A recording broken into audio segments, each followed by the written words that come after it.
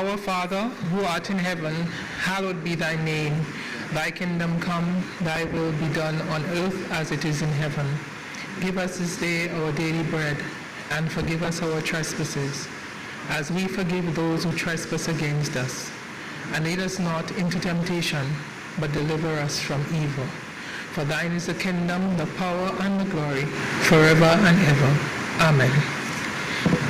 Please be seated. Honorable Roosevelt Skerritt, Prime Minister of the Commonwealth of Dominica, Honorable Members of Cabinet, Honorable Levi Peter, Attorney General, Observers, Justice Amrafael Musaga, Ms. Meline Glynn, Mr. Dwight Lay, Ms. Karine Prevost, Secretary to the Cabinet, Permanent Secretaries, Dr. Kenneth Daru, Special Envoy in the Office of the Prime Minister with responsibility for electoral modernization, representatives of the various faith-based organizations and churches, trade unions, media houses, business associations, sports associations, youth-based organizations, NGOs and other groups and associations, all other invited guests, greetings and good evening. I am pleased to welcome all of you to the second week of consultations organized by the government to discuss the report presented by Sir Dennis in respect of electoral reform or electoral modernization. This evening, we are meeting with churches, trade unions, associations representing women, the elderly, and persons with disabilities, the media, sports associations, NGOs, and other groups and business associations. It is important to state, and this has been stated before, that the report to be discussed this evening is not the government's report, but that of Sir Dennis, and in fact the government has not yet shared its views on the report. Notwithstanding the fact that Sir Dennis was engaged by the government, his entire assignment was managed by the Electoral Commission. Sir Dennis held various stakeholder engagements, conducted a survey which was open to everyone, received submissions, and met numerous times with the Electoral Commission in formulating the report.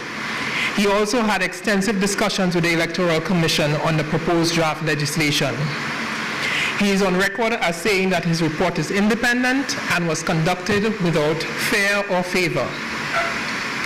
The report of Sir Dennis, which is in two parts, was received by the government in June and was made available to the general public within a few days of having received it. Some of you who are here this evening were presented with hard copies, and the soft copies have been made available on the government website from June. The government also indicated that it would hold widespread consultation on the report to provide the opportunity and platform to allow a wide cross-section of Dominicans, both at home and abroad, to share their views on the report. A number of matters are dealt with in the report. Some may feel that the recommendations are fine, others that it goes too far or that it does not go far enough. It is hoped that as we continue to discuss the issues, we may reach a place of broad consensus on the way forward. Many views have been expressed so far. Some relate to the following, which directly arise out of Sir Dennis's report. Should there be a full re-registration process, or should it be a confirmation process? Should the confirmation process take place only in Dominica, or should it also take place overseas? Should the 5-year absence rule continue, or should it be 10 or 15 years, or no restriction? What does absence mean?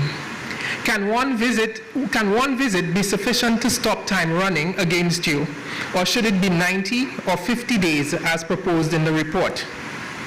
Should there be ID cards for voting? Should it be a voter's ID or a national ID, or any government-issued ID such as a passport, social security card, or driver's license? What biometrics should the ID card capture? Should it be only facial features, or should it include fingerprints? What if on election day you cannot find your ID card? Will you still be allowed to vote? Should you still be allowed to vote, and in what circumstances? Should we have electronic voting? Is it too costly? Is it justified? Will it cause elderly voters in particular to stay away from the polls? Should we have rules on campaign finance? Is what is proposed adequate, or could it disadvantage independent candidates and political parties? Should the structure of the Electoral Commission be changed? Should there be equal access to state media? Should there also be equal access to private media? Should we delve into matters now that require constitutional amendments? These are just some of the issues. Hopefully the discussion this evening will address these and other issues and will help bring us closer to an agreed position. I wish to especially welcome and again thank Justice Musaga, Ms. Glynn, and Mr. Lay, representing the Commonwealth Secretariat, the OAS and the OECS respectively, for being here with us. Unfortunately, Mr. Gunraj, the observer from CARICOM, had to return home. But we are pleased for your presence here with us today. I will now invite the Honorable Attorney General, Mr. Levi Peter, to address us on some aspects of the report. Honorable AG.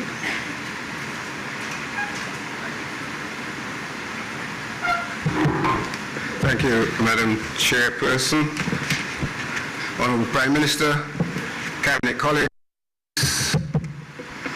other invitees, members of the Observer Mission, ladies and gentlemen, good evening all. In a moment I will go through the report of Sir Dennis briefly, as giving a brief overview. But we've had a week of these consultations so far, and a number of issues have been discussed and raised, and the chairperson just highlighted a number of those issues and some of the questions that have possibly arisen, or some that you may have in your mind. And it seemed to me that there are a couple of areas that the continued discussion and debate might benefit from, that I should briefly touch on. I hope you will forgive me. I am not, I wouldn't quite describe myself as a dinosaur where technology is concerned, but then again, I am not a technocrat in the sense of being expert in the use of them. My gadget has left me high and dry, but I'll seek to use my phone, which hopefully will assist me sufficiently to be able to get through this. So, in terms of some of the issues that have been discussed, and I suggest likely to be of importance in this discussion, this consultation.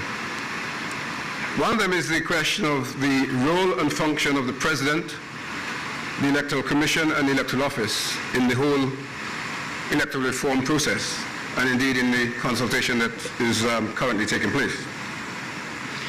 A number of questions have been raised in regard to these issues. And the short answer really to the central question, as I understand it from the various quarters that I've heard points being raised, the short answer is that the Constitution and relevant statutory provisions set out the role and function of the President, sets out the role and function of the Electoral Commission and of the Electoral Office as it relates to the consideration, determination, and drafting of electoral legislation, and by extension, something like the exercise we are now embarked upon, electoral reform in Dominica. The responsibility for electoral reform, insofar as the Constitution is concerned, I suggest, and of course, you are open to have a different view, and given my view, but I suggest, as the Constitution provides, that that responsibility falls to the government and the Parliament. The primary mover will be the government, because it's the government that will take the legislation to Parliament. So what does the Constitution say in relation to the President as it relates to the matter we're now concerned with? Section 18, Section 49, and Section 51 of the Constitution provide the primary source of authority for the actions and involvement of the President in relation to electoral reform, I suggest. Section 18 says as follows, and obviously I'm not reading the entirety, I am reading what I suggest is material to this issue. Subsection 2, the President shall have such functions as are prescribed by this Constitution and such additional functions, open brackets, if any, close brackets, as may be prescribed by Parliament. What does Section 49 say? Section 49, so far as material to this issue, states as follows. 49 subsection 1, the power of Parliament to make laws shall be exercised by bills passed by the House and assented to by the President. Subsection 2, when a bill is submitted to the President for assent, he shall signify that he assents. And subsection 3, when the President assents to a bill that has been submitted to him, the bill shall become law, and the President shall thereupon cause it to be published in the official gazette as law.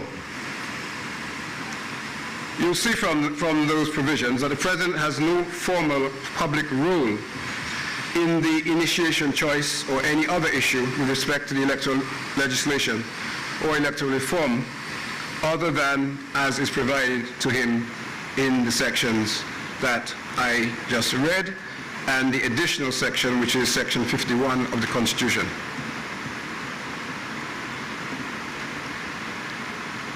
Section 51 states as follows, and I should say that Section 51 now brings in is relevant to the Electoral Commission insofar as the issue of electoral reform is concerned. Section 51 states, every proposed bill and every proposed regulation or other instrument having the force of law relating to the registration of electors for the purpose of electing representatives or to the election of representatives and senators shall be referred to the Electoral Commission and to the Chief Elections Officer at such time as shall give them sufficient opportunity to make comments thereon before the bill is introduced in the House, or, as the case may be, the regulation or other instrument is made. So we can see from Section 51 that the Electoral Commission is not responsible for initiating bills or regulations in relation to electoral matters. That has to be done from somewhere else. But what Section 51 of the Constitution requires, and indeed mandates and demands, is that the Electoral Commission must, before any such bill is tabled before the House, the Electoral Commission and the Chief Elections Officer must be given a sufficient opportunity to be able to obviously review any such bill and to provide comments. And presumably, the person to whom, or the authority to whom those comments are being provided would be expected to consider those comments, and they may or they may not accept them in whole or in part, or they may indeed reject them. So, the Electoral Commission, looking at its function and role, Section 38 of the Constitution deals with that, and it states at subsection 1, the Electoral Commission shall be responsible for A, the registration of voters for the purpose of electing representatives, B, for the conduct of elections of representatives and senators, and shall have such powers and other functions relating to such registration and elections as may be prescribed by law. Those are the functions that the Constitution gives to the Electoral Commission. Responsibility for registration of voters for the purpose of electing representatives, and secondly, for the conduct of elections. The conduct of elections. So, the Electoral Commission electoral reform falls under the ultimate portfolio of governance. And hence, I suggest the government.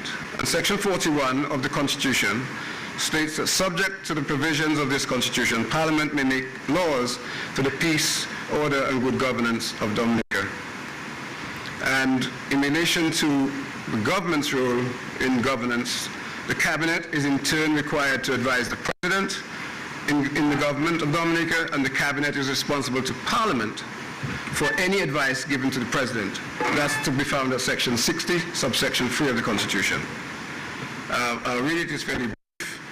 It states the functions of the Cabinet shall be to advise the President in the government of Dominica, and the Cabinet shall be collectively responsible to Parliament for any advice given to the President.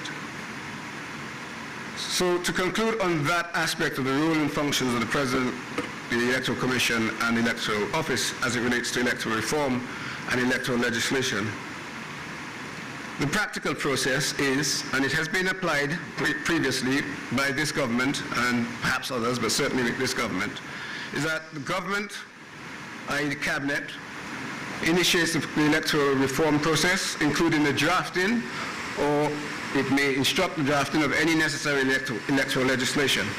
That legislation is then conveyed to the Electoral Commission through His Excellency the President for comments as indicated by Section 51 of the Constitution, which I read a few moments ago. And upon receipt of any such legislation, the Electoral Commission, Chief Elections Officer, will review, consider the legislation, make recommendations, suggestions, comments as it deems fit, and therefore return those comments to the government, and the government will act upon it. And ultimately, once there is an agreed bill, the bill will be taken to Parliament to be debated in the Parliament.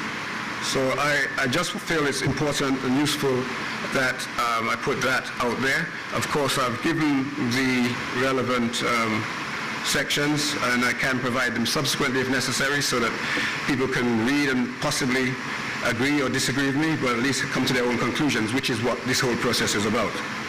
The second element that I think is of some significance is the issue of residence, and perhaps more particularly as it relates to the issue of absence from Dominica, which is provided for in Section 7C of the existing Registration of Electors Act, and its provision is made for it in the draft that Sir Dennis has provided in Clause 12 of that draft.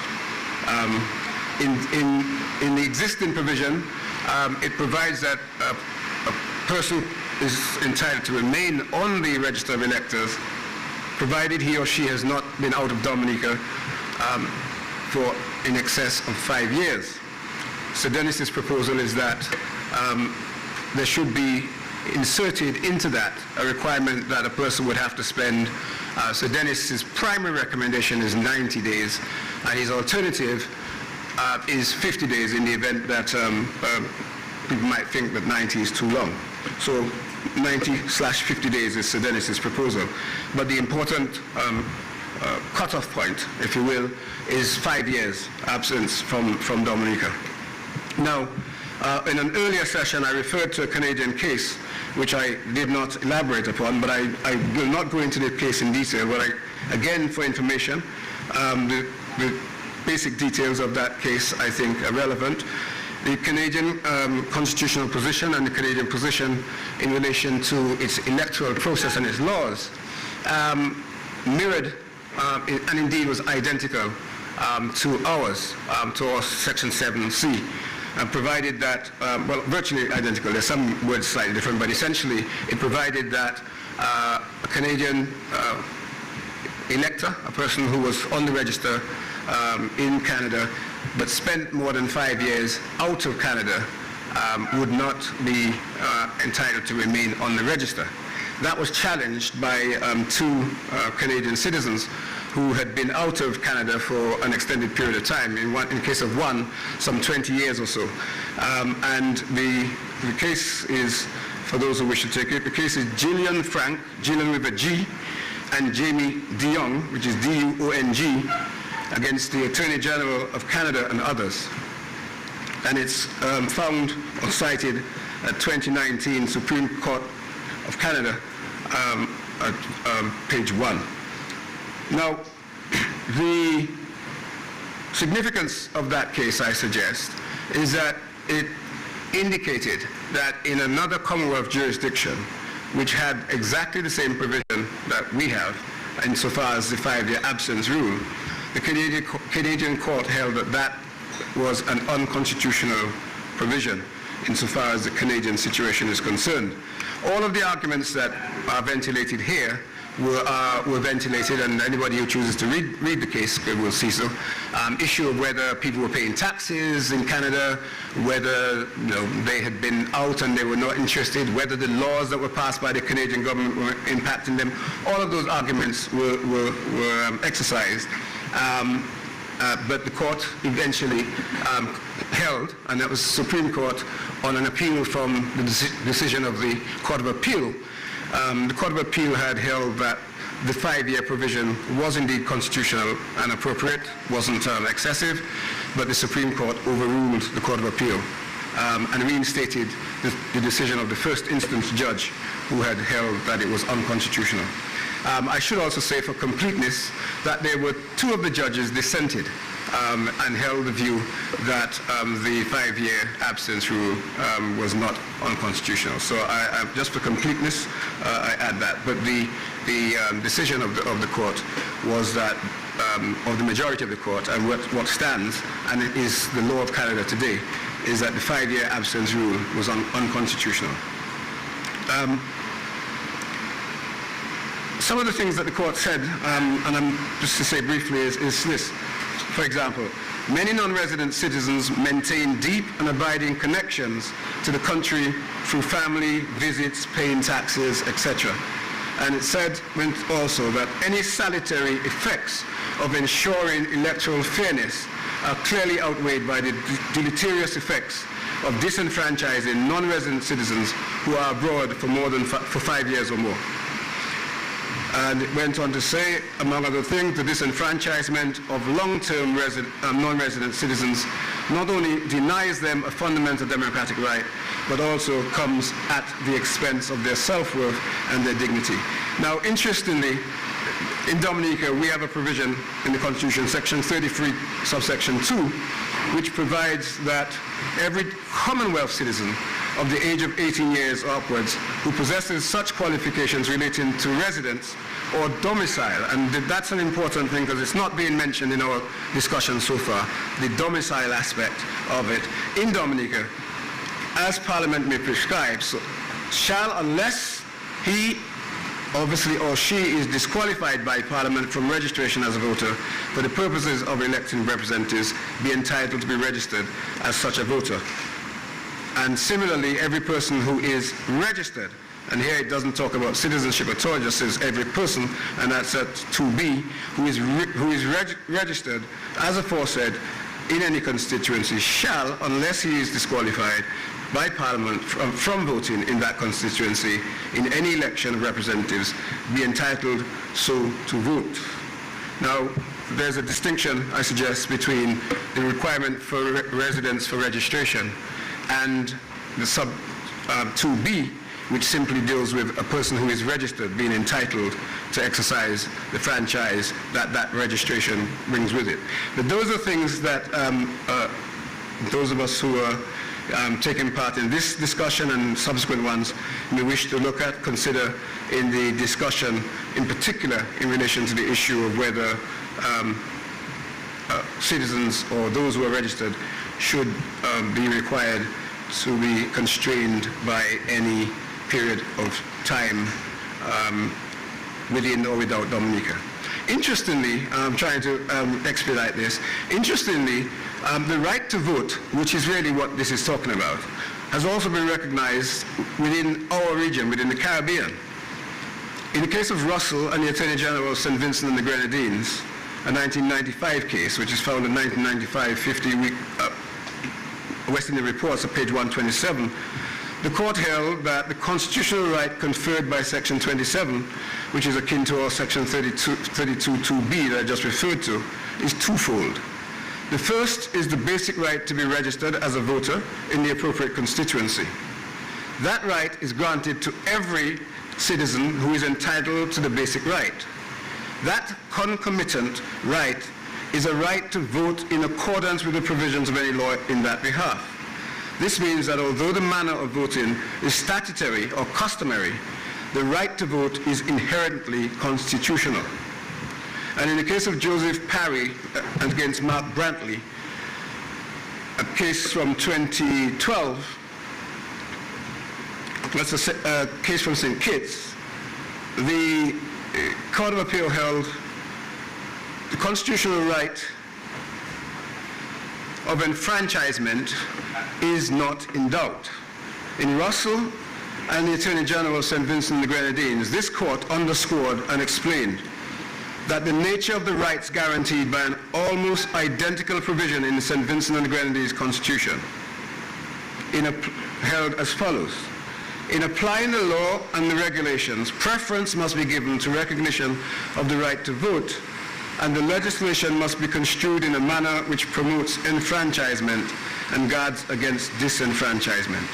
So those factors in relation to the issue of the right to vote is that, of course, legislation has to take into consideration a balancing act as to what guards against or what works to promote the proper functioning of the system, of the electoral process and so on, but also at the same time guards against disenfranchisement. So there's a balancing exercise which has to be brought to bear by those with responsibility for those matters.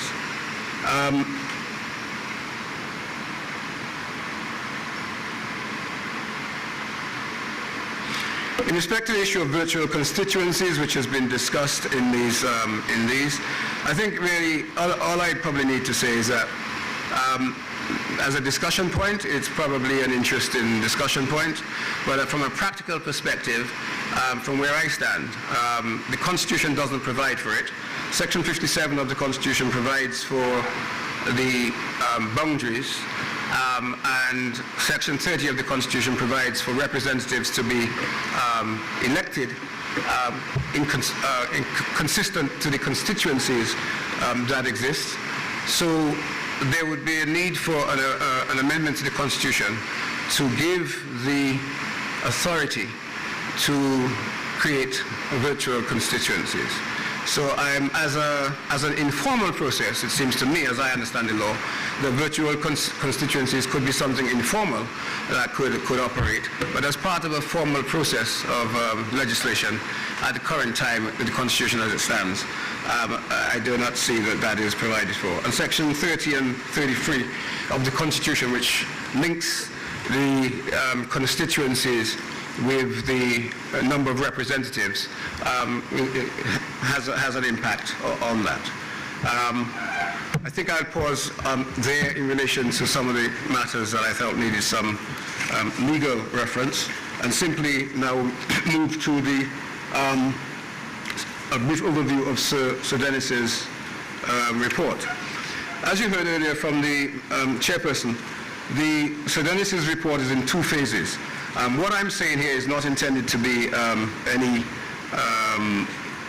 commentary of authority or being definitive insofar as the report is concerned. I'm just seeking to highlight a couple of areas that you may find interesting or indeed important. So Dennis indicated that phase one of his report was focused on cleansing of the list. That is an issue that we have been grappling with in Dominica for a number of years. I think most of us have agreed that the lists as they exist have a number of people on them that ought not to be there for one reason or another. They're deceased or for some other reason, and of course they have to be removed. What I ought to say, because I don't think I've heard it raised in any of the discussions so far, is that provision is made in the existing law and also is proposed in the draft that Sir Dennis has put forward, as to how the list can be and should be cleaned. And the Electoral Office has a significant role in that.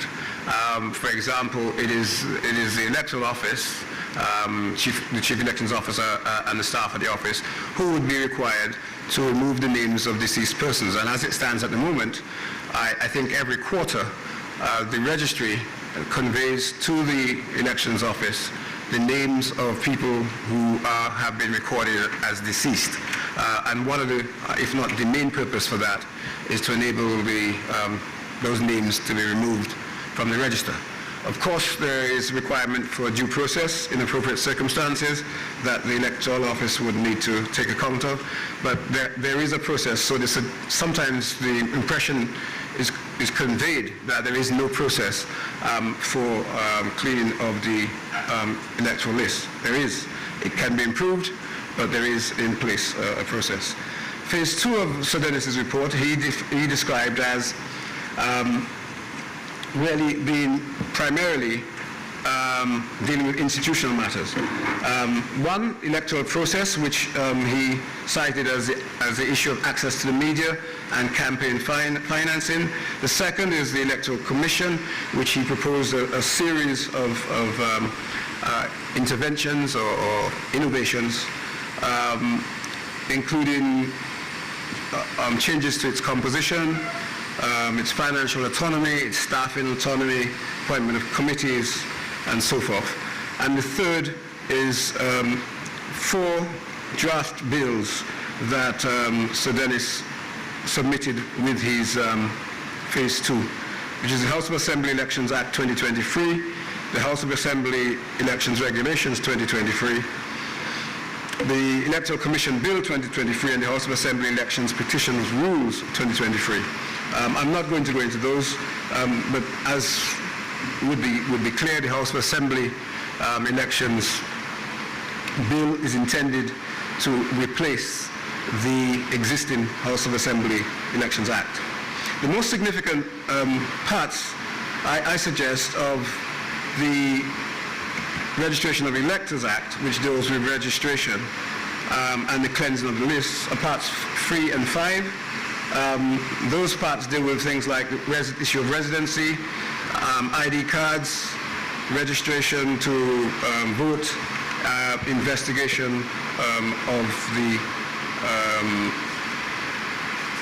people who are on the register or who are seeking to get on the register, as well as the confirmation of persons on the register. So people who are already registered and wish to remain on the register.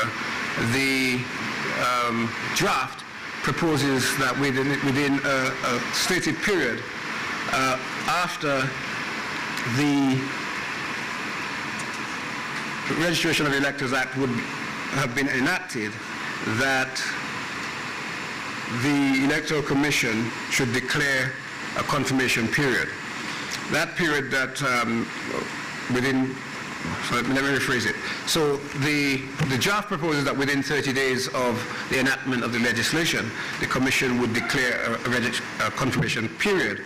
And it proposes that that confirmation period would, in the first instance, be somewhere in the region of 6 months, and that the Commission would be empowered, if it felt it appropriate to do so, to extend that period by a further 3 months, a maximum further period of 3 months to 9 months. So the maximum that the confirmation period could be under the proposal would be 9 months.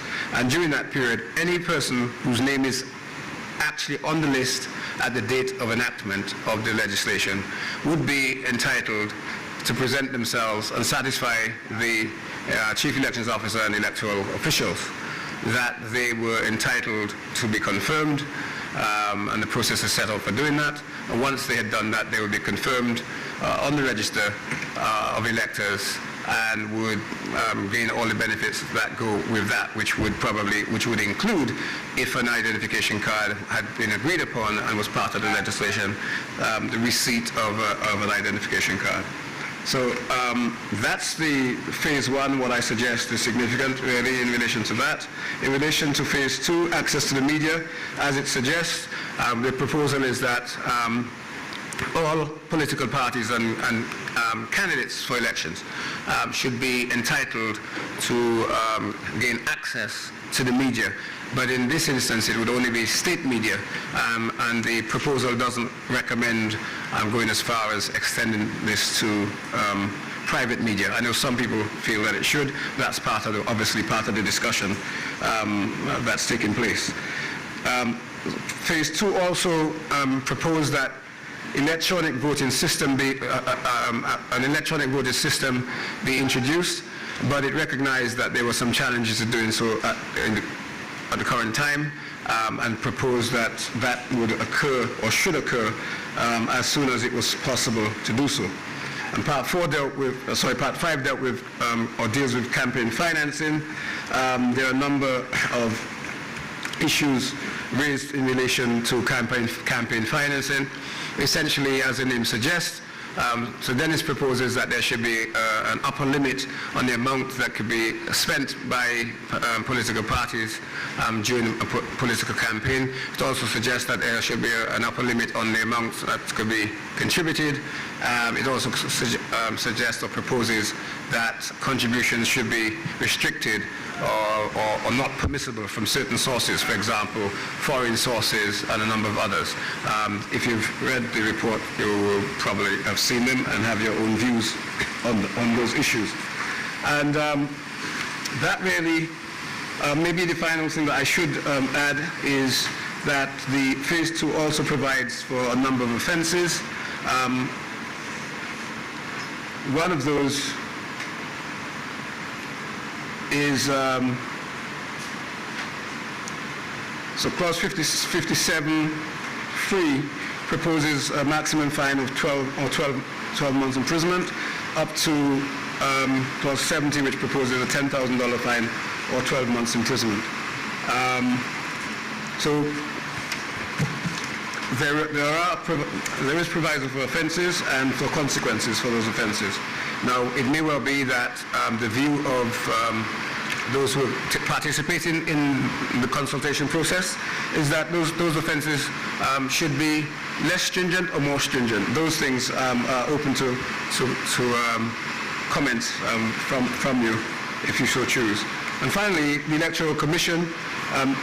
So Dennis proposed that, as I indicated earlier, that a new piece of legislation should be introduced, specifically providing for and expressly providing for the Electoral Commission and its establishment under that provision, and providing for financial autonomy and the other issues and matters that I have referred to. In summary, that is my potted overview of Sir Dennis's report. Thank you very much indeed.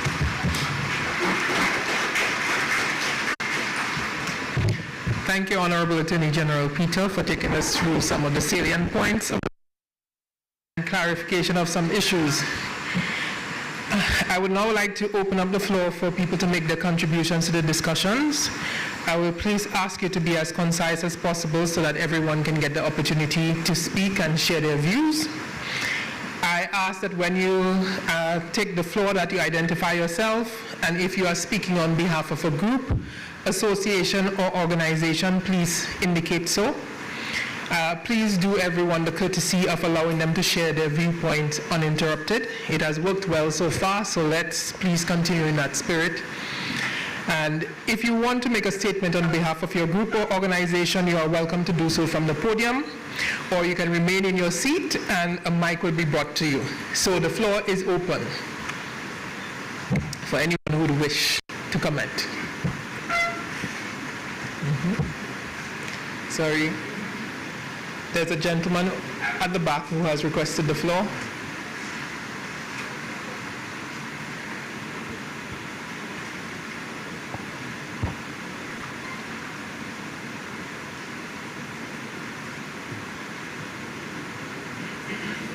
You have a mic, so you can stay from here if you wish, or you would like to use the podium.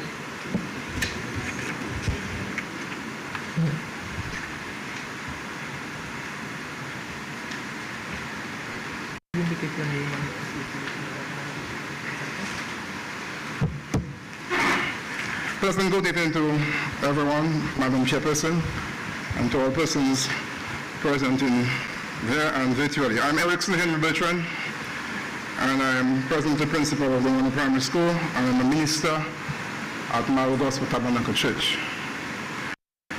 Protocol having been properly established, I want to first of all say thanks to Sir Dennis, the distinguished mind, for giving us a working document, a template for electoral reform. A one-man commission is a very challenging task since all intelligence dwells in the Heavenly Father.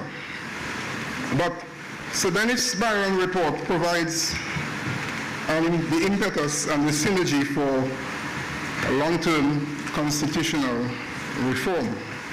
I want to summarize my delivery by pinpointing a few points here. One, I strongly endorse the proposal put forward by Attorney Knight and echoed by the opposition leader Paul for the appointment of an independent body to do the painstaking work of dissecting Sir Dennis's report sentence by sentence and to provide a comprehensive summary that will take into account all the views that have been expressed and those to come, those forthcoming views.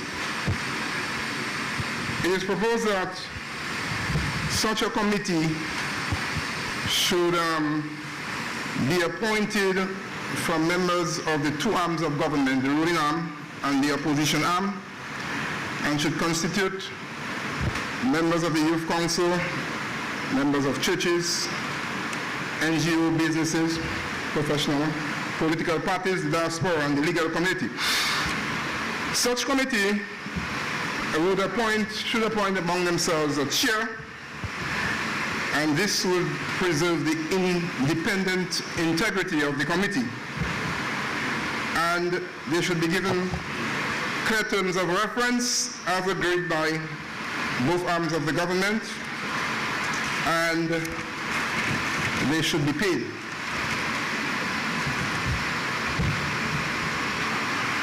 The second matter,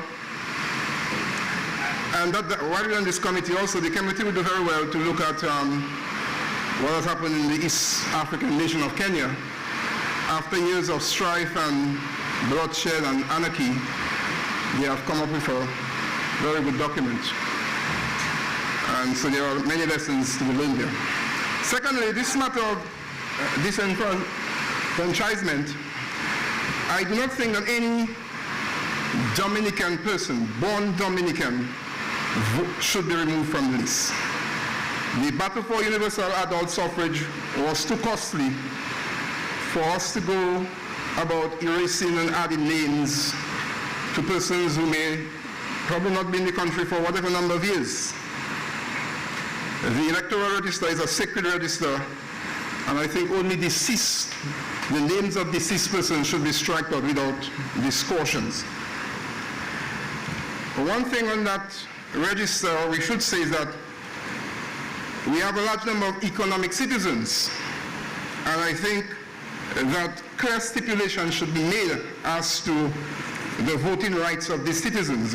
They should not be totally eliminated from the process, but I don't think that economic citizens can have the same right as naturally born Dominican citizens.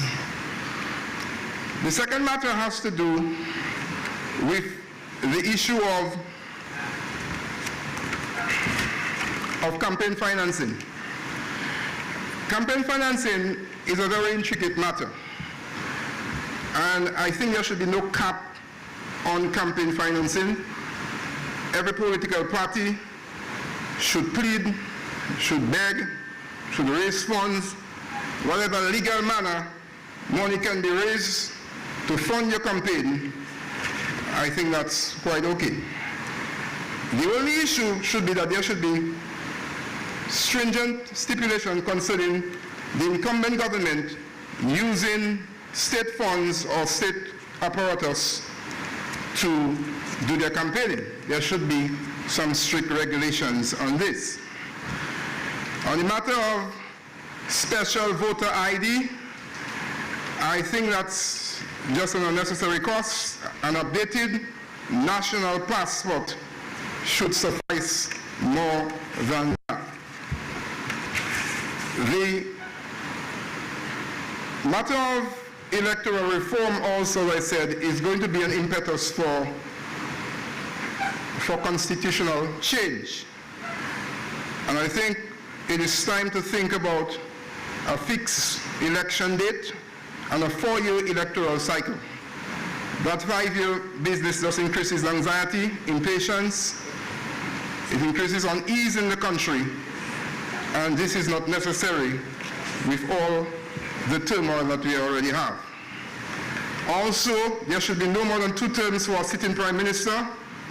Human nature being what it is, ease, complacency, pride, politicoritis sets in after 10 years. Even in the natural scope of things, everyone needs a sabbatical after 10 years of endeavor. And finally, we should review the office of the presidency, have a look at the executive presidency, and have a look at the numerous levels of checks and balances in the political system of the U.S. to ensure that there can be free and fair elections. So in conclusion, may God's divine grace be outpoured on this electoral reform process. May the next generation of Dominicans rise up and call us blessed. May they, as we hand unto them a heritage, an inheritance of free, fair, engaging, and peaceful elections. May our democracy be a model for the Caribbean and the wider world. God bless this process. Amen.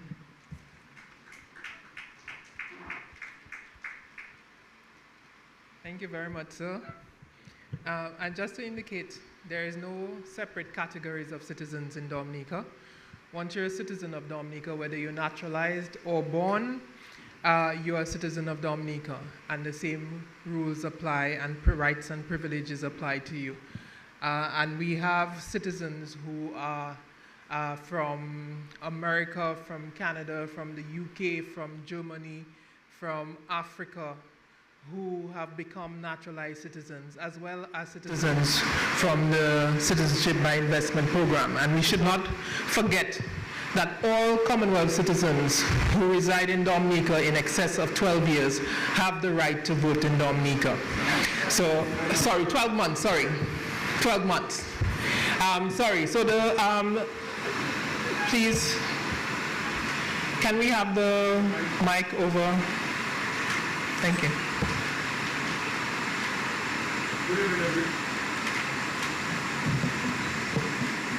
Could you stand, please, and let us, please tell us your name and your association. Yeah, good evening, everybody. I am not one who adopt the practice that protocol has been observed, but I recognize the number of distinguished guests this evening. So that is an exception that I will do. My name is Thomas Slater, and I'm the General Secretary of the Dominica Public Service Union. So my contribution this evening is on behalf of that organization. I want to start by saying that the cleansing of the voters list, I believe, is very important. And we do not have to wait for the implementation of Sir Byron's recommendation or a position. As the AG rightly said, there are some responsibilities that the public service, not the public service, but the Electoral Commission has. And one is to look about the cleansing of the voters list, and I believe that should take priority. The Dominica Public Service Union proposes a fixed date for holding of elections, and we wish to brush aside the argument that this should not be so because it requires a constitutional change. Nothing wrong in a constitutional change once it is to the benefit of all citizens. We are also recommending a constitutional amendment to allow for proportional representation. That we believe is important. And let me state that by saying I'm trying to adhere to your request. I will be brief, but I can give you the assurance that our contribution will be followed in writing and giving our reasons for certain things. Campaign spending needed to be legislated. We believe this is very important, and we also believe that a broad-based committee, if not the Electoral Commission, should be appointed to educate the population on that is campaign spending or financing and other aspects of electoral reform, thereby correcting or eliminating the notion that campaign financing will deny citizens of important services which the state is providing. We propose voters' identification card to all eligible voters, and we are saying that they should contain biometric data to include fingerprints. Electoral reform should ensure that Dominicans are not continuously made to believe that providing transportation to a polling station on election day is the same as the payment of air and sea travel for ordinary overseas residents, with the sole purpose of having those persons vote for a particular candidate in order to influence or decide the outcome or results in a particular constituency. We have to do whatever it takes to minimize dissatisfaction with the outcome of general elections or the result of general elections. And what I've just said before, I believe that would help in that area to ensure that people are satisfied, at least they are satisfied, and that the country continue to operate and people continue to live together happily and peacefully. Electoral reform should provide to all parties and independent candidates unhindered access to all state-owned media for the purpose of political broadcasts. Reform should forbid the crossing of the floor by a candidate who has won his or her seat on behalf of a political party. If he or she so desires, then there should be a resignation of that person, and new election for that particular constituency should take place. The role and function of the Electoral Commission needed to be reviewed to ensure that it does not in any way or form abdicate its responsibilities and duties. Madam Chairperson, I thank you for giving me the opportunity to make those brief comments. Thank you very much. Thank you very much, Mr. Later, and thank you for clearly stating your position on those matters. Sorry. The floor was asked for by, sorry. Sorry, can I see the hands again, please? I'm seeing over here and then on this side. So please. Yes. Can you bring the mic?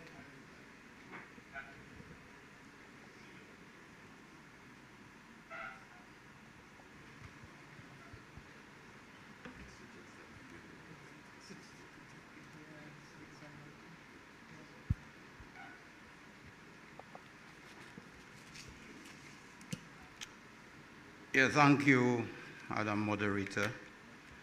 Good evening, ladies and gentlemen. Protocol has been established. I'm Washburn Coffee.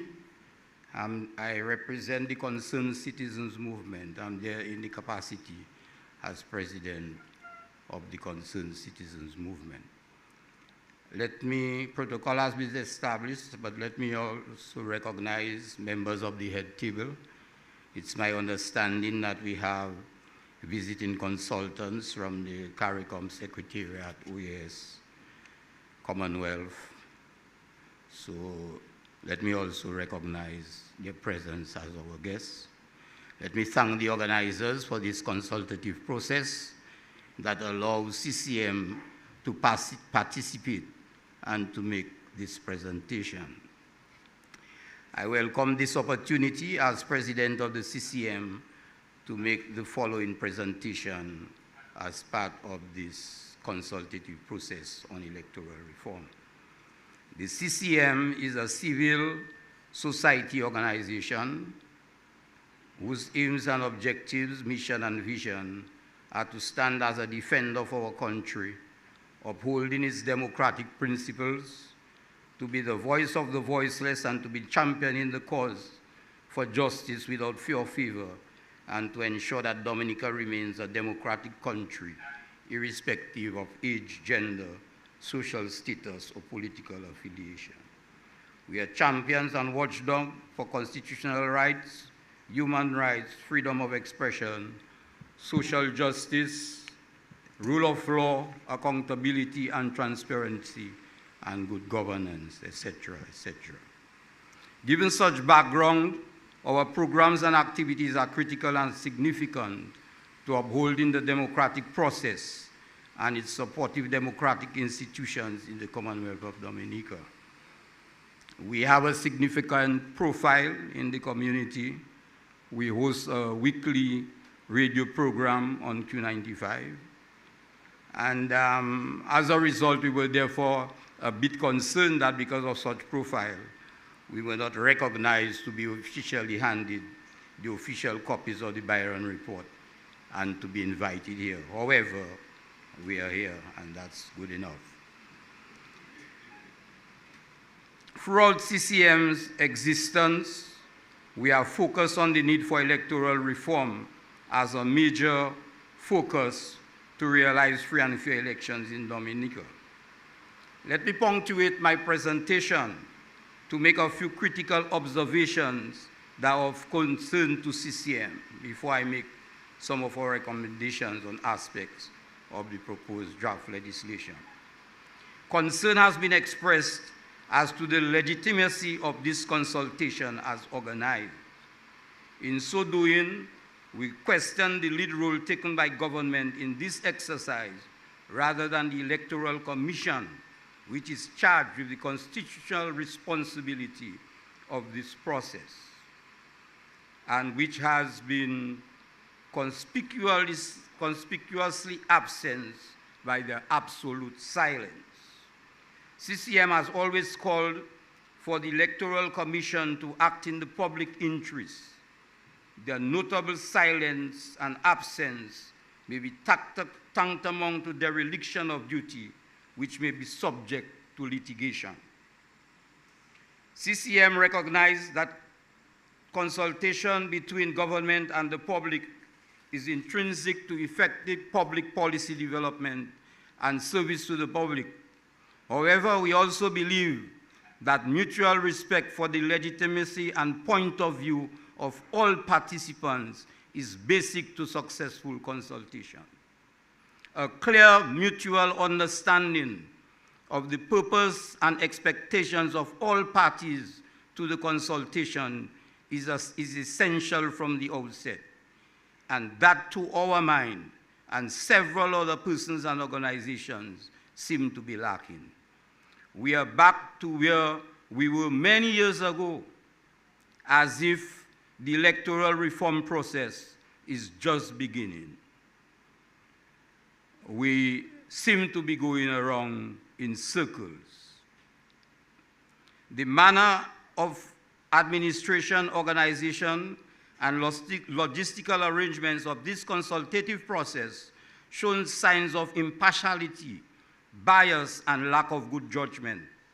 And some wonder whether these are sham consultations. We certainly hope not. To be effective, this consultative process must be based on values of openness, honesty, trust, and transparency of purpose and process. When all free community consultations are in certain stronghold constituencies, questions must be asked, eyebrows must be raised.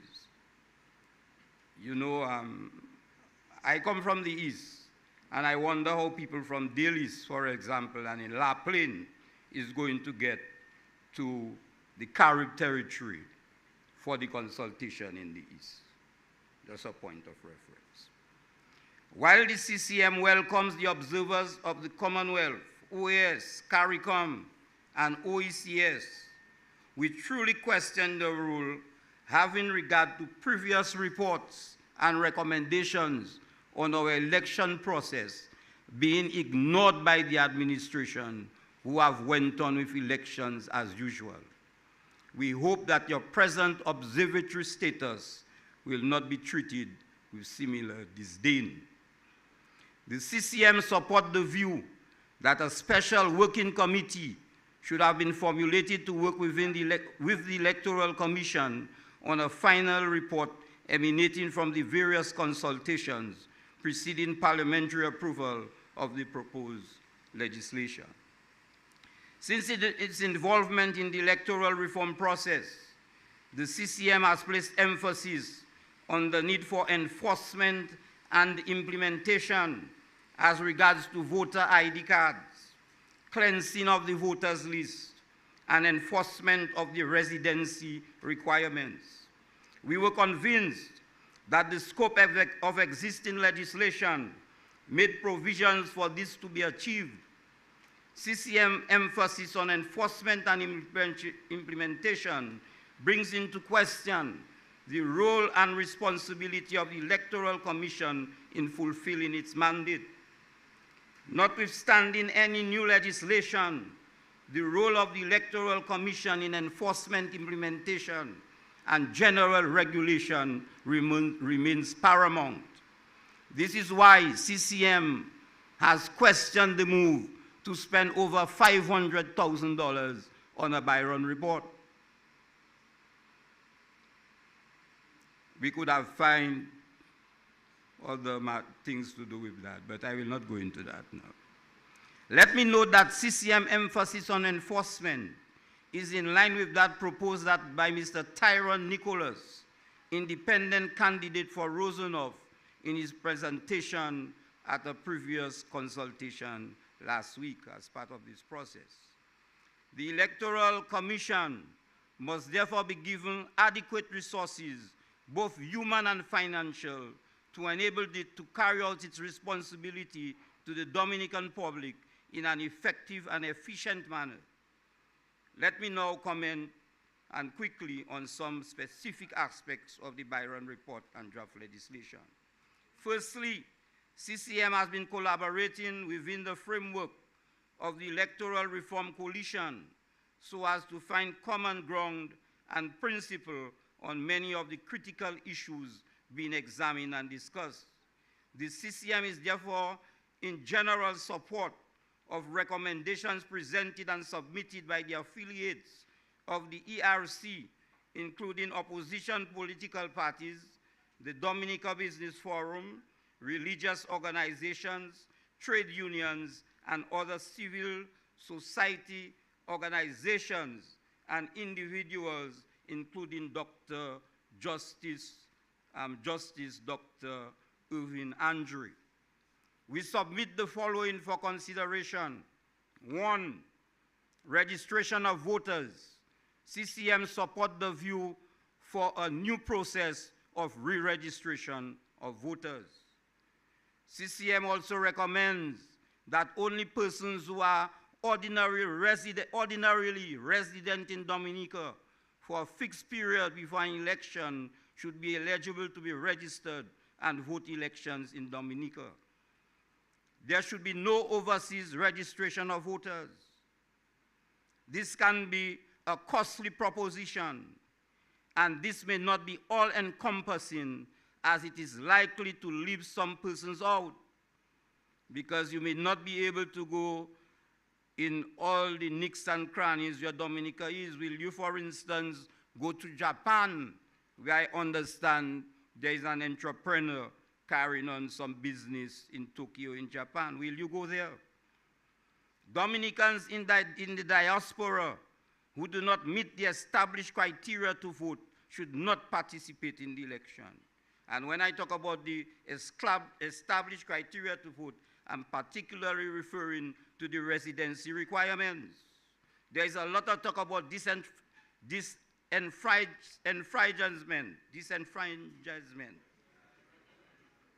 Big word.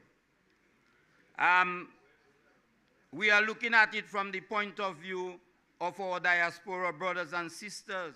But what about the local residents? Where we have a lot of small communities and where the margin of victory in elections could be very small. I would like, as I speak on that, to reference an out-of-country voting report, a brief overview by Peter Urban, Ben Gouldsworth, and Aisha Shajat, April 2012.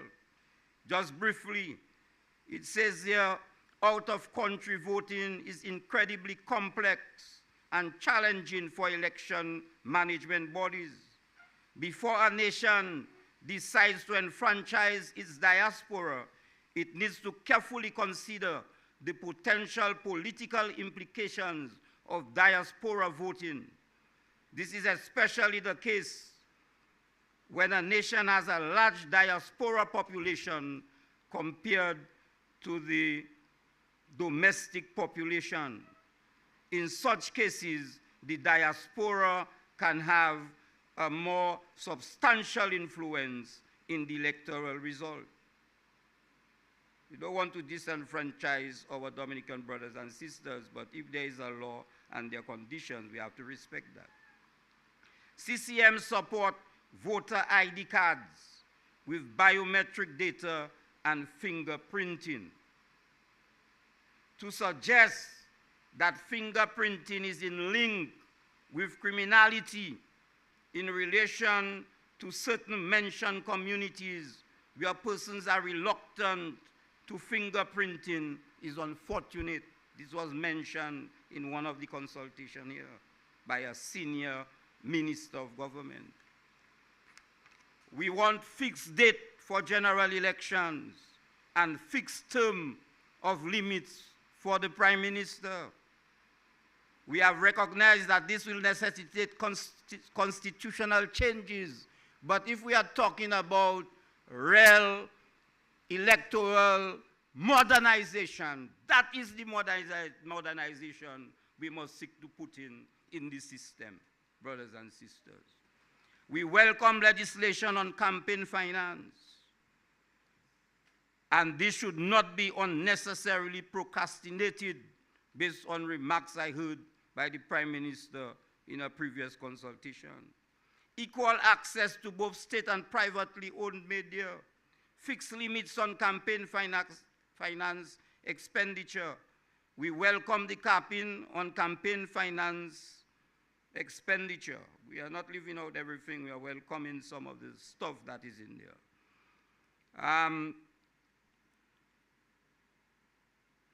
And when we talk about that, we must not misconstrue the public and to suggest that a capping on campaign finance reform is equivalent to asking people to contribute $50 per person towards voting in elections. We must not construe the facts to the general public.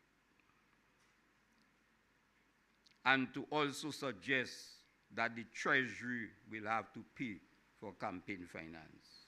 There needs to be some better interpretation of what the legislation seems to be talking about. The reporting period in the legislation,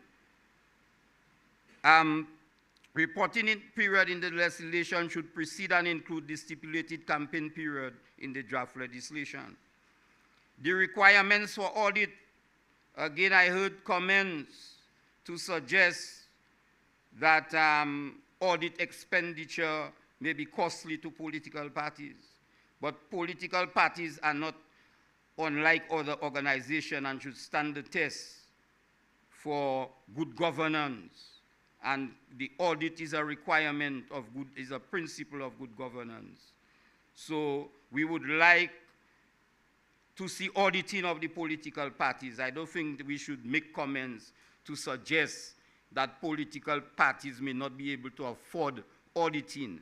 When you can pay for one show of $100,000, or you can pay maybe $10,000, $20,000 for an audit. So to try to run away, and political parties a major organization in a country, and they should stand the test just like private and other non-profit organizations, period. Number 14, limits should be placed on campaign contributions. Definition on bribery should include paying for air and sea travel and other costs for the express purpose of voting for a preferred candidate. We call for the expansion of membership of the Electoral Commission to include independent representatives from the bar, private sector, trade unions, etc. This we feel will put a check on politicalization of the Electoral Commission. We look forward to where legislation can be put for national debates of heads of political parties. This is all part to create a level playing field, and we need a level playing field. That is what all this consultative reform should be all about. And last but not least, persons who are passport selling agents or providing direct services to government or involved in activities of a nature of where conflict of interest may arise should not serve or be elected to the Electoral Commission. In closing, let me say it is CCM expectation that the foregone presentation will enhance and strengthen the process of electoral reform and form part of the final documentation of electoral legislation in the Commonwealth of Dominica. CCM hope that the final result is sooner rather than later. Thank you very much.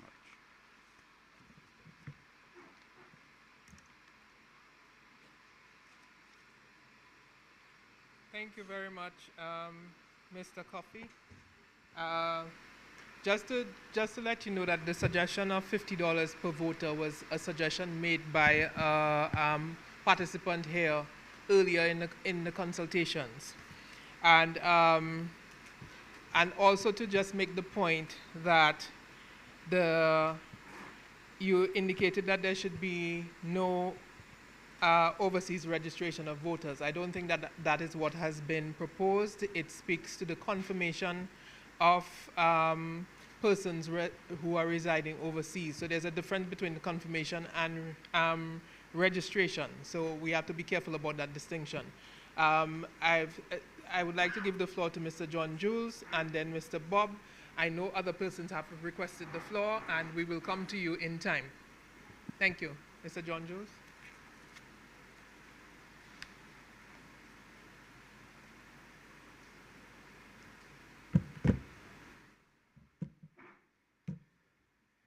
Good evening to all. The Honorable Prime Minister and Cabinet Ministers and members of the head table and all participants present here tonight.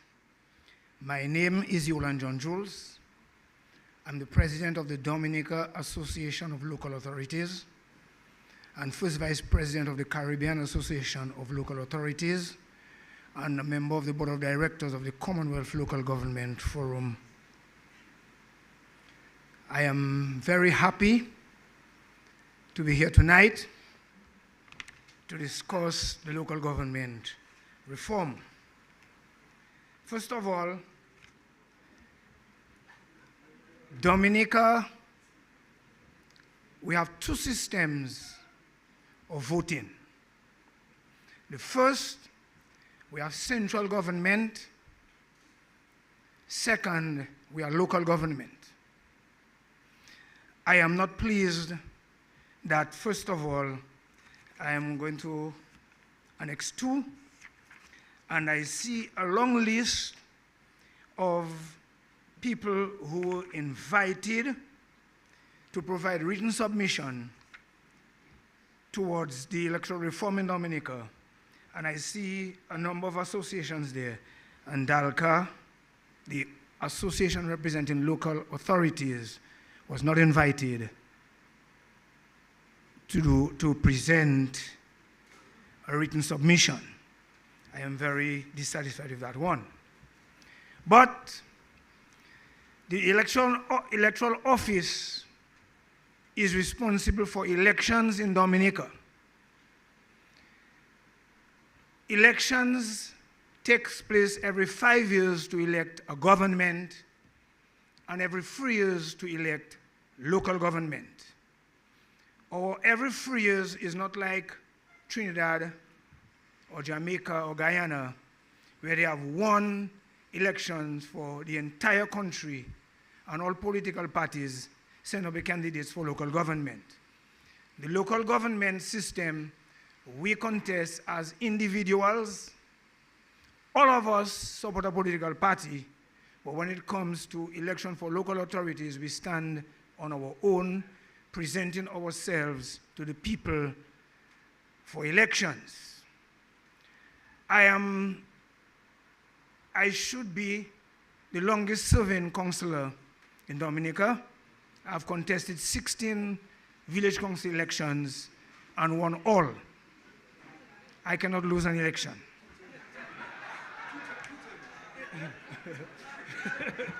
Okay. First of all, I am not reading any writing. I'm going to speak. And I will be brief. Well, I'm also a preacher, so I can preach long or I can preach short. First of all, voter ID cards. I cannot see the use for a card only to vote every 5 years. When we have our social security card, we have our driver's license, some people have farmer's card, some people have fisherman card, we have our passport, we have our birth paper that we were born in Dominica. Secondly,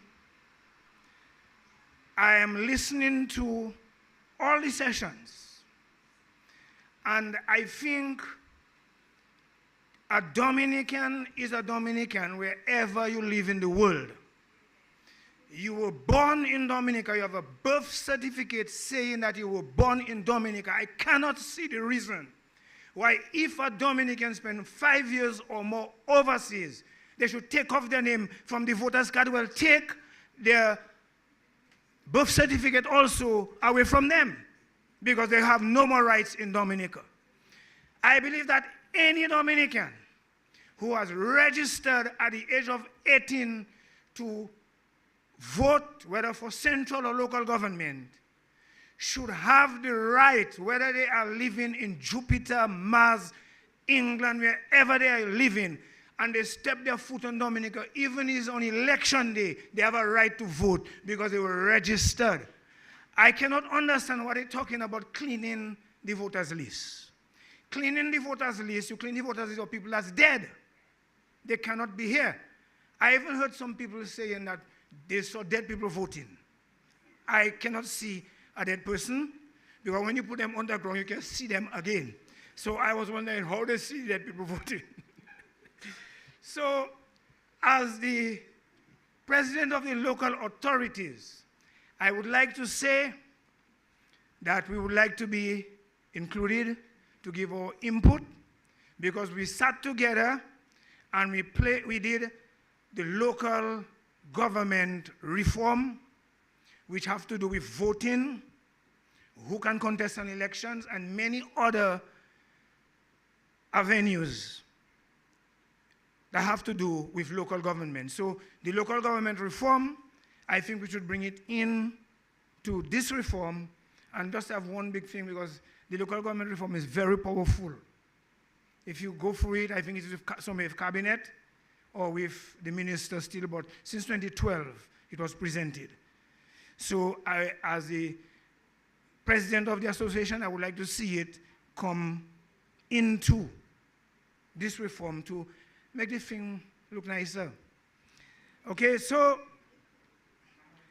I listened carefully and I heard 2 terms for a prime minister. I can never support that. I grew up in politics. I grew up on the political platform. I voted 10 times in my life, 5 times for the Freedom Party, 5 times for the Labour Party. No, I'm not ashamed to say that that's how it is. So I am saying, elections are called in Dominica every 5 years. I saw here, when they were putting that thing together, they left out my beloved party, the Freedom Party. So I see they had the Dominica Labour Party, the United Workers' Party, and some other group, but the Freedom Party was not there. I think that was a lapse. So, my belief in the reform, you cannot limit a political leader or a prime minister how long to serve. An election is called, you come in the ring, you come there to either be beaten or to win. You win 5 times, you win 6 times, you are stronger. You cannot win, that is your problem. You cannot want to restrict. We are not in the American society. They quote America. You can't quote America in Dominica politics. America is 2 terms for a president. That is their system. We were under the Westminster system. We were never under an American system because we were never a colony of the USA. So elections is open in Dominica. I don't think we should limit any leader. If the people wants to reject the leader, that remains for the people.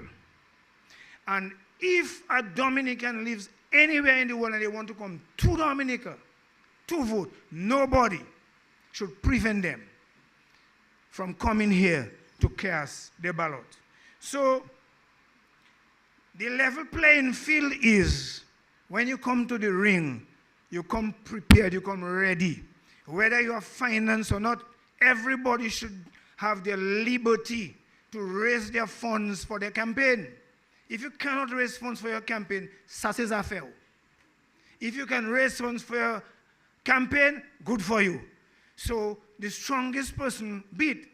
I have never seen any elections in Dominica that was fraudulent or anybody stealing elections, because I have never seen any political party holding anybody at gunpoint and forcing them to vote for them. Everybody walked to the polling station at their own free will, and they select a political party of their choice, and they put their cross wherever they want. So if I win, I win. If I lose, I lose. So I think a level playing field is, and to clean up the voters list, take out the dead people. But please do not touch Dominicans' name on the voters list. Whether they spend 20 years in Canada or America, one day, if they can afford to buy a ticket, they may want to come back home, and you have to go back and re-register them again. Okay?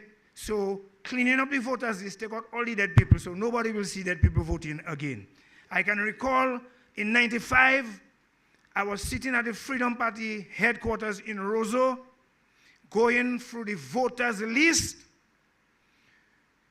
for the then candidate of the Roseau constituency, and I saw on the voters list 35 people registered in the old house of Winsky, where the Labour Party office is, headquarters is presently. And there was an old building. Nobody was living there but rats and ground lizards. But 35 people was registered in that house. There was another house in River Street where 17 people was registered. When I walked around Roseau, I'm from Roseau, okay? I was born and raised here, but I choose to live in Vegas with my grandparents, because Vegas I love. So when I walked around Roseau and I saw the house in River Street, it was an old dilapidated, that building, that is what we should be looking about. The people that are registered in Salisbury and in Marigot and in La Plaine, and where they're registered, and they're still registered in all houses in Roseau because you want to win an elections. That is what we should be cleaning, and make sure we have a level playing field. Everybody is registered, no ID card, because everybody knows everybody in Dominica. So if I vote in Vegas and I come back to vote in Roseau, Where's the ink on my finger? It can't come out under 2 days. So they're not watching your fingers. So I cannot understand why we should be giving ourselves all that problem. There's no problem, to me, there's no problem in elections in Dominica. Two party, free party win, one lost their deposit, the other win, one come out second. You have a leader of an opposition and a prime minister and ministers of government and members of opposition. And I think our election has been fair, with no disrespect. It has been fair, and I never see nobody stealing an elections in Dominica. So please remember to let us take up the local government reform, add it to the electoral reform, because reform is reform, and both of them have to do with politics, and both of them have to do with getting things straight in Dominica. I thank you very much. Thank you very much, Mr. John Jules. And just to say to you that I think it was an oversight if Dalka was not invited. But I'm glad that you are here and that you've made your contribution. And feel free to also send in something in writing if you wish.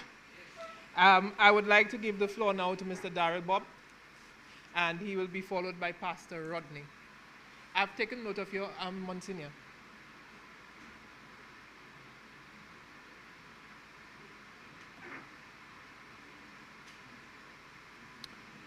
Thank you, Chair Lady.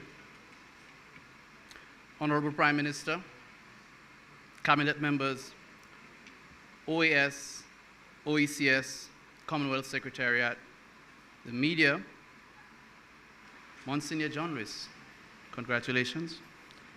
Father Karam, Father Thomas, fellow Dominicans. My name is Darrell Bob.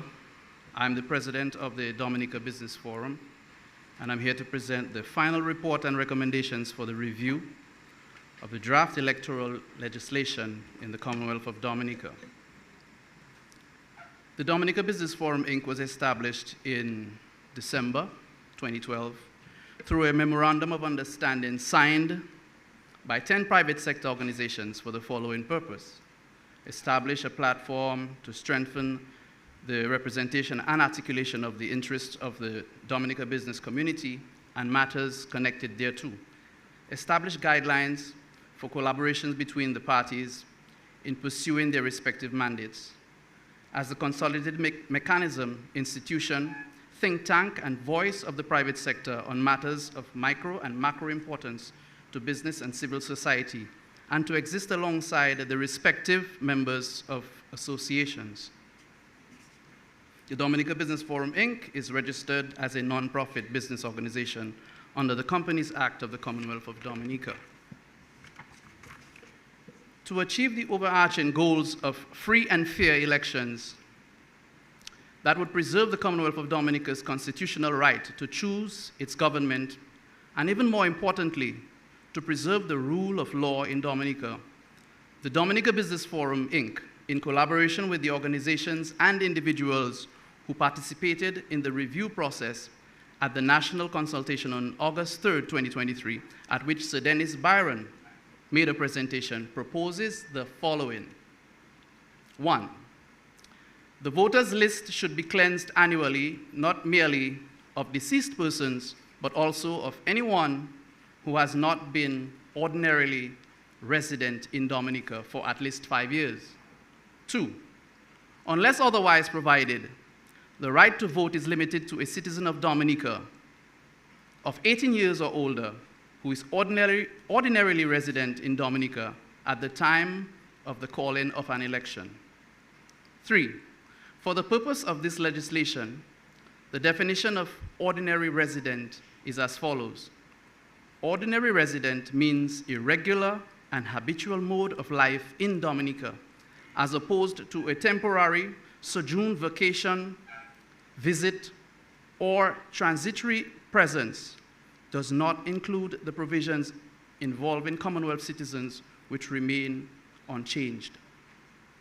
4, there shall be no overseas registration of voters. However, confirmation of overseas voters should be done as on a thorough basis with the production of a government-issued identification card or passport by the voter.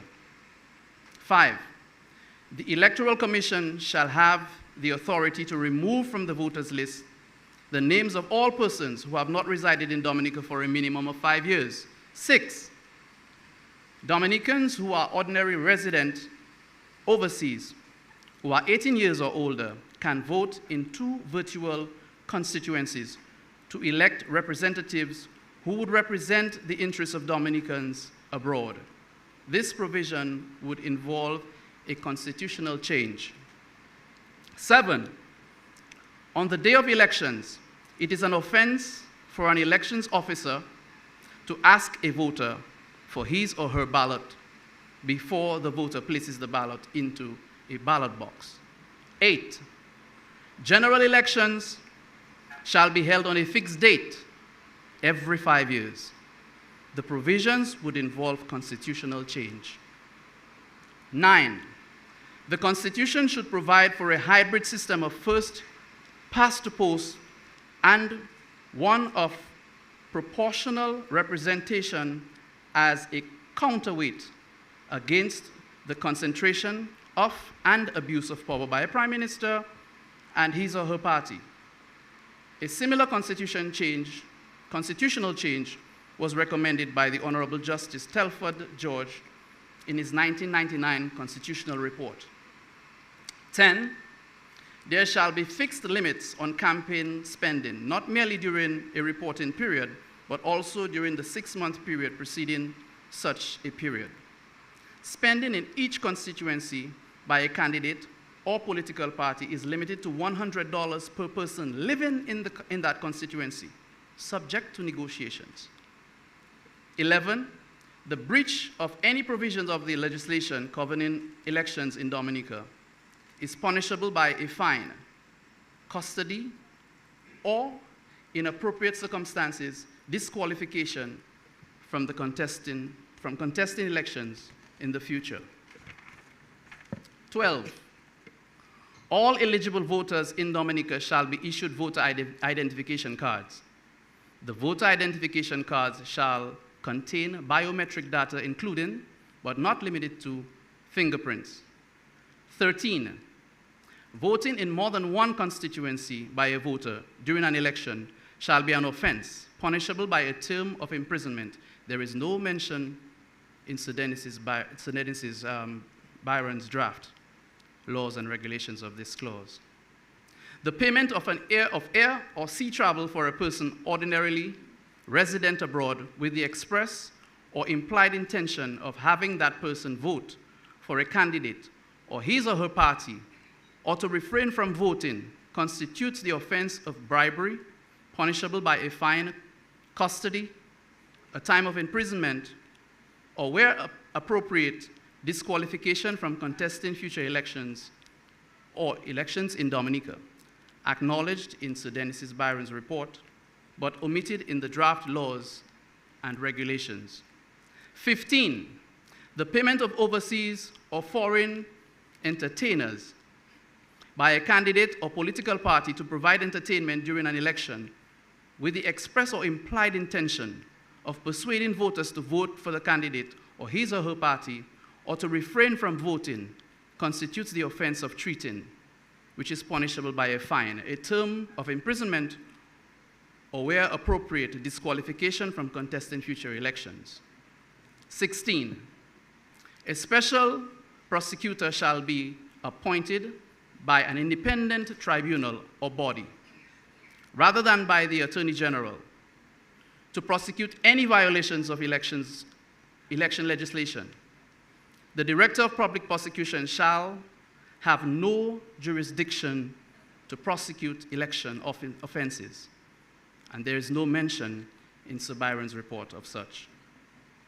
The Director of Public Prosecution shall no longer have the authority to intervene in a prosecution involving the alleged violation of Dominica's election laws, or to nolly prosecute any such case before the court. There is no mention of this by Sir Byron, despite the CCJ's decision of July 2022. 18, the Electoral Commission shall, upon the issuing of the writ of an elections, consult with the electronic and the print media in Dominica to draw up a timetable for political broadcast and access to print media for political candidates to promote their views through the electronic media and to have their messages printed in the newspapers. A similar provision appears in the Representation of the People Amendment Act of Antigua and Barbuda. 19, the owner of a private radio station who is convicted of failing to comply with this legislation shall be punishable by a fine not exceeding $10,000 for each offense. For discussion and review. 20, the composition of the Electoral Commission shall be expanded to include an additional complement of 6 members. These additional members shall be nominated by civil society organizations, including, but not limited to, the business sector, the religious sector, the Bar Association, public service sector organizations, women's organizations, and local government, and shall be appointed by the President of the Commonwealth of Dominica. Sir Byron made such recommendation for further discussion. 21, subject to paragraph 20, any member of the Electoral Commission who provides any service to the government of Dominica for consideration other than being a member of the Commission shall be disqualified from serving as a member of the Commission. For example, 3 members of the existing Commission are citizens by investment agents.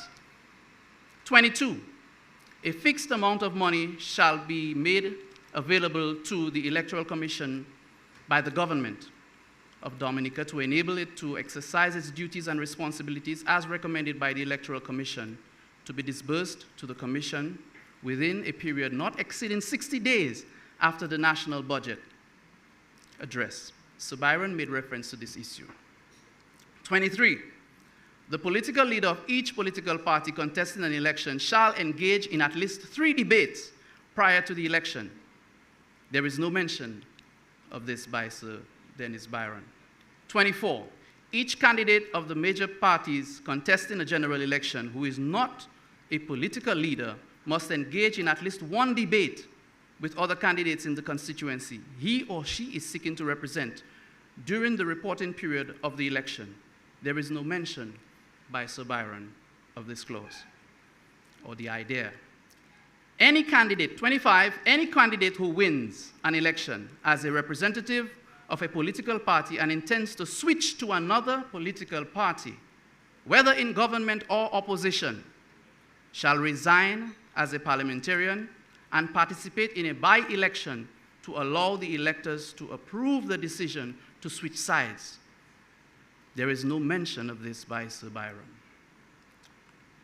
And last but not least, number 26, if only 1 candidate is nominated in a constituency to contest an election on nomination day, the Electoral Commission shall extend the nomination process by a further 7 days to allow other persons the opportunity to be nominated. If no other person is nominated, the sole nominee shall be declared duly nominated, unopposed.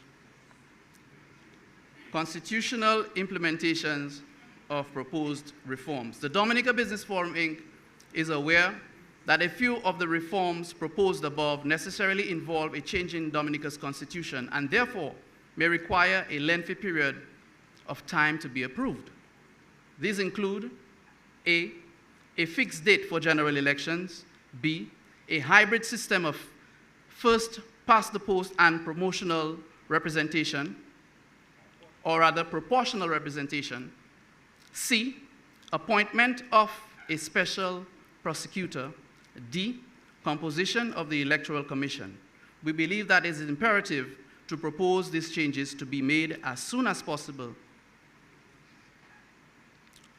to ensure the integrity of Dominica's elections and maintain a free and fair elections in Dominica always. Conclusion, the Dominica Business Forum, Inc. considers the review of the electoral legislation for the Commonwealth of Dominica as a right of every citizen to scrutinize the proposed legislation through widespread dissemination of the draft legislation in a language that the ordinary citizens will understand.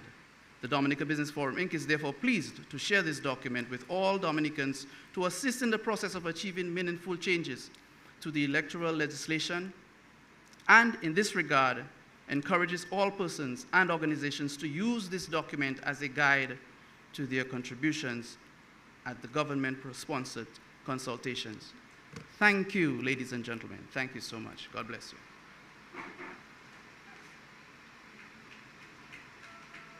Thank you, Mr. Bob. And I guess the inference would be that all the countries, Commonwealth countries who have the same legislation that we do, could not have free and fair elections. But I'm sure that's probably not the conclusion that we should reach. I would like to call Pastor Rodney, followed by former Prime Minister Edison James, then Monsignor John West, and then Fire Landa.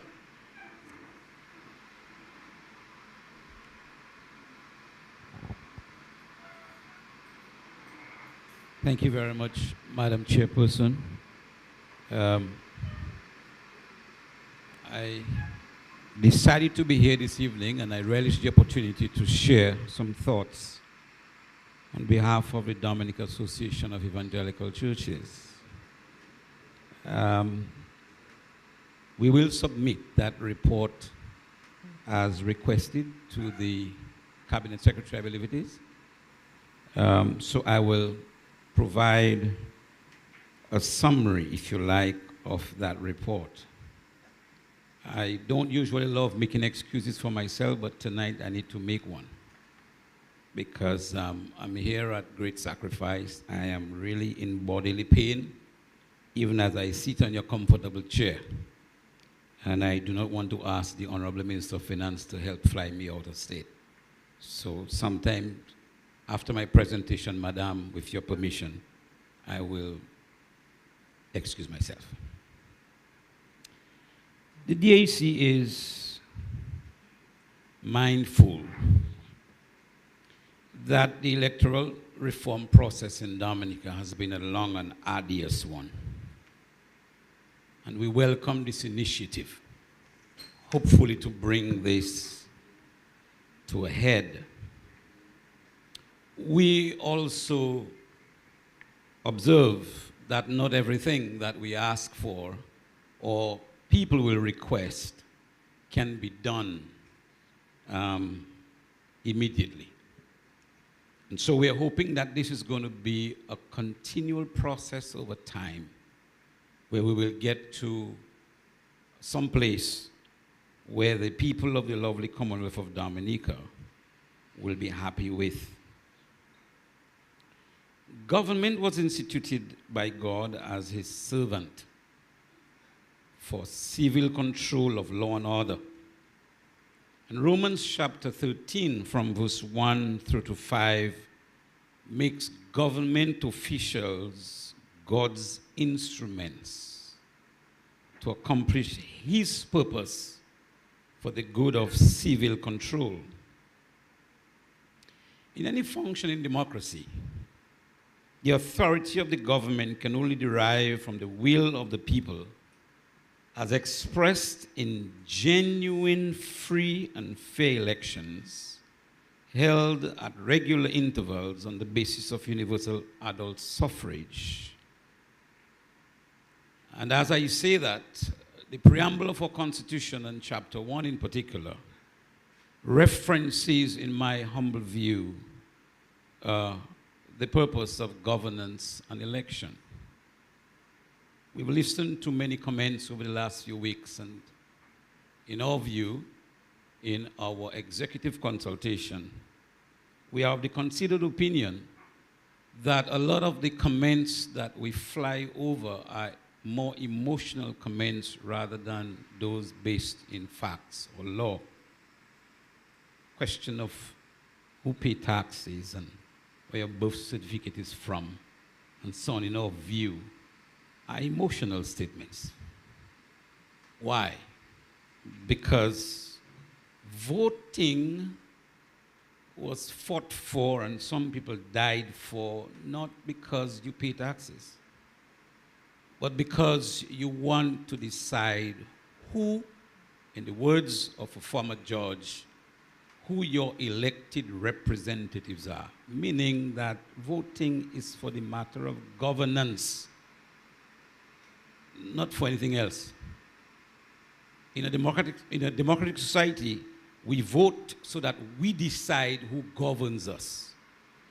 And according to any constitution, who governs us does not govern us anywhere else than within the statutory limitations of the boundaries of any country. In our case, to the north, the Guadeloupe Channel, to the south, the Martinique Channel, 200 miles to the west and 200 miles to the east. That forms a constitutional country. And we need to decide who governs us within that scope, not within where you pay taxes or where your birth certificate is.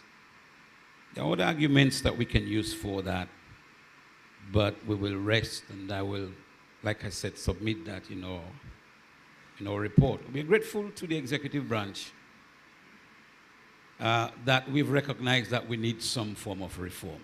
And I've heard, some beautiful names that we have given it now, but it's reform.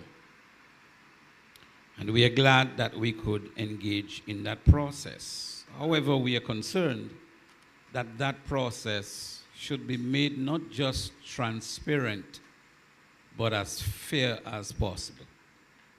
And so it's our view, from the perspective of the Dominican Association of Evangelical Churches, it's our view